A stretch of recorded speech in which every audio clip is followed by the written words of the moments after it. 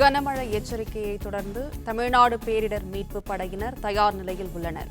மேலும் விவரங்களோடு செய்தியாளர் ராஜகுமரன் இணைப்பில் இருக்கிறார். ராஜகுமரன், வணக்கம். விவரங்களை சொல்லலாம். வானிலை ஆய்வு மையம் எச்சரித்திருந்தவாறு தமிழகத்தின் பல்வேறு பகுதிகளில், குறிப்பாக தென் தமிழக பகுதிகளில் தொடர்ச்சியாக மழை பொழிந்து வருகின்றது. இந்த நிலையில்தான் தமிழகத்தில் மழைப்பொழிவு தொடங்கி இருக்கக்கூடிய சூழ்நிலையில் தமிழ்நாட்டின் பல்வேறு மாவட்டங்களுக்கு கனமழை எச்சரிக்கை விடுக்கப்பட்டு அதன் காரணமாக மேற்கொள்ளப்பட்டுள்ள முன்னெச்சரிக்கை நடவடிக்கைகள் குறித்து பேரிடர் மற்றும் மீட்பு பணிகள் துறை சார்பில் இந்த விளக்கம் தரப்பட்டிருக்கின்றது.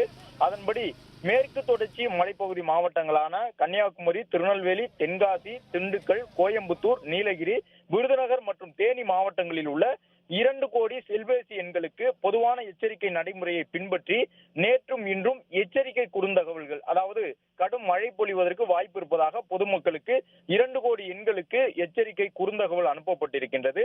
அது மட்டுமல்லாமல் கடலோர பகுதிகளில் நிறுவப்பட்டிருக்கக்கூடிய 437 முன்னெச்சரிக்கை அமைப்புகள் மூலமாக மீனவர்களுக்கான பலத்த காற்று, கடல் அலை குறித்த எச்சரிக்கைகளும், கடலோர பகுதி பொதுமக்களுக்கு கடல் சீற்றம் குறித்த எச்சரிக்கை தகவல்களும் வழங்கப்பட்டிருக்கின்றன.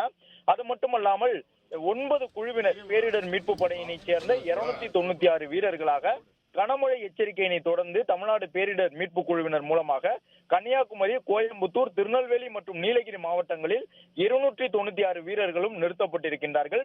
அதே நேரம் கடந்த 3 நாட்களாக பெய்து வரக்கூடிய மழை காரணமாக தூத்துக்குடி மாவட்டத்தில் இடி மின்னல் தாக்கி ஒரு உயிரிழப்பு பதிவாகி இருப்பதாக பேரிடர் மேலாண்மை துறை சார்பில் தெரிவித்திருக்கின்றார்கள்.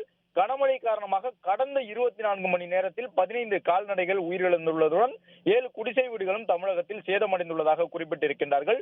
நீலகிரி உள்ளிட்ட மாவட்ட ஆட்சியர்கள், சுற்றுலா தலம் சார்ந்த மாவட்டங்களின் ஆட்சியர்கள் தெரிவித்திருக்கக்கூடிய எச்சரிக்கை நடைமுறையை பின்பற்றி வரும் 20, 21, 22ஆம் தேதிகள் வரை பொதுமக்கள் சுற்றுலா செல்லக்கூடியவர்கள் கவனத்தோடு இருக்க வேண்டும் என்று குறிப்பிட்டிருக்கக்கூடிய பேரிடர் மேலாண்மை துறை மாநில மற்றும் அவசர கால செயல்பாட்டு மையங்கள் மூலமாக கூடுதல் அலுவலர்களுடன் 24 மணி நேரமும் சென்னை எழிலகத்தில் இருந்து நிலைமையை கண்காணித்து வருவதாகவும் தெரிவித்துள்ளனர்.